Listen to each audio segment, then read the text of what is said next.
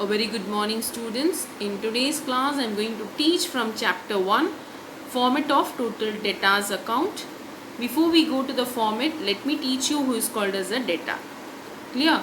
A debtor can be a person, can be an individual person, or can be a firm, or can be a business entity who receives a benefit without giving the money or money's worth immediately. They won't give the money or money's worth immediately, but they will pay in the future period of time. Let me explain you this concept of debtor with a simple example. Company A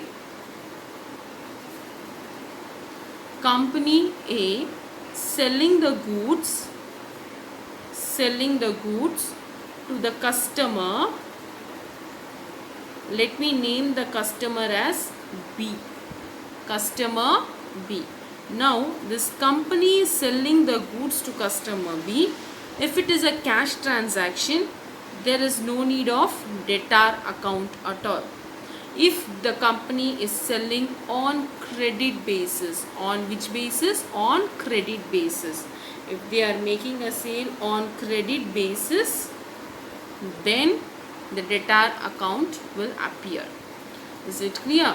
Now the company A sells the goods on credit basis to the customer B. So the customer B will become a debtor for a company A. Who will become a debtor? Customer B becomes a debtor for a company A.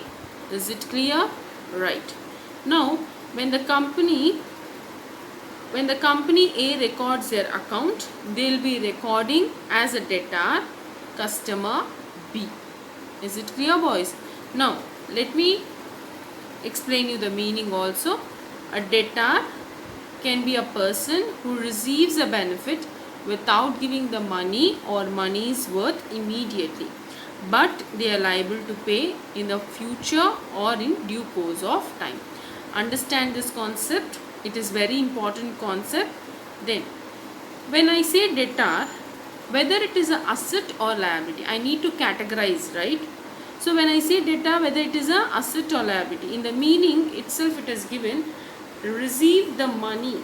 You will be receiving the money in the future period of time. Not at the same time, but you are receiving the money in the future period of time.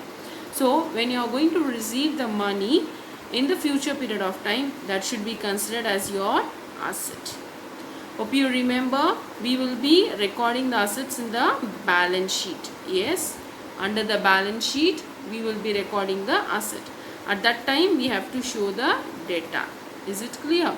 Now with the help of this format of total debtor account, what are you going to find out? With the help of the format of the total debtor account, we are going to find out the credit sales. Keep this in your mind.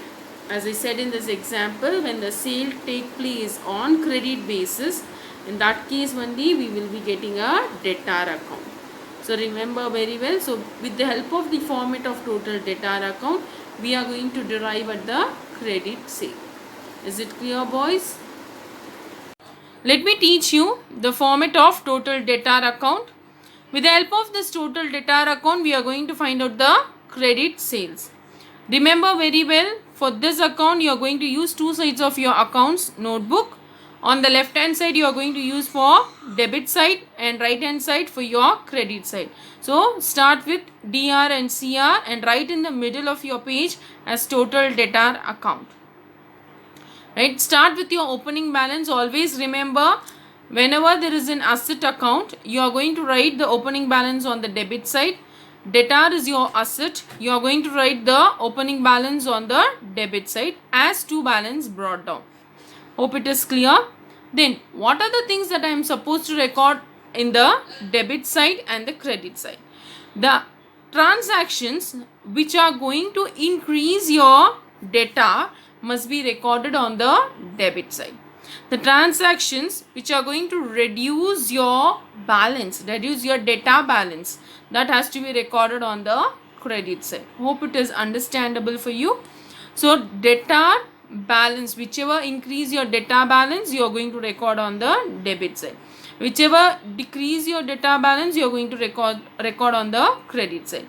So let me teach you with a simple example. Take the example of A and B.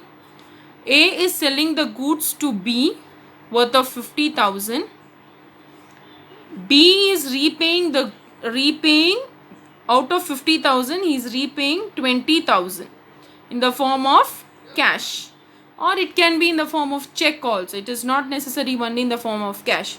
So it reduces the debtor balance as 30,000, right? So this cash which is received by A must be recorded on the credit side because it reduces the data balance. It reduces the data balance. Same way we have other transactions also, like bank in the form of check, if they receive, must be recorded on the credit side. Now suppose the check which they have received is getting dishonored. If it is getting dishonored in the sense, you would have heard this word bounce, right? If there is no sufficient balance in your bank account, the check get dishonored. So when it is getting dishonored, it has to be recorded on the debit side.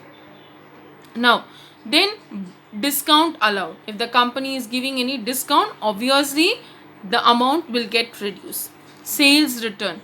When the sale is, whatever the sale took place, if they are returning a part of the sale, then your debtor balance will reduce. Then also your bad debt which cannot be recovered, right? A debt which cannot be recovered. So that also decreases your debtor balance. The next come to your bills receivable. When this bills receivable is accepted must be recorded on the credit side, right? Because when you accept the bills, definitely it reduces the debtor balance. If the bills are dishonored, if the bills get dishonored, then it's supposed to be recorded on the debit side. As we are writing the opening balance on the debit side, we all know that the closing balance must come on the credit side, right? So by balance, you are going to record as by balance carried down, closing balance. Hope it is clear. Now you have to find the difference between these two sides, debit side and the credit side. The differences between the debit side and credit side will be your credit sales. Is it clear, boys? Hope it is clear for you all.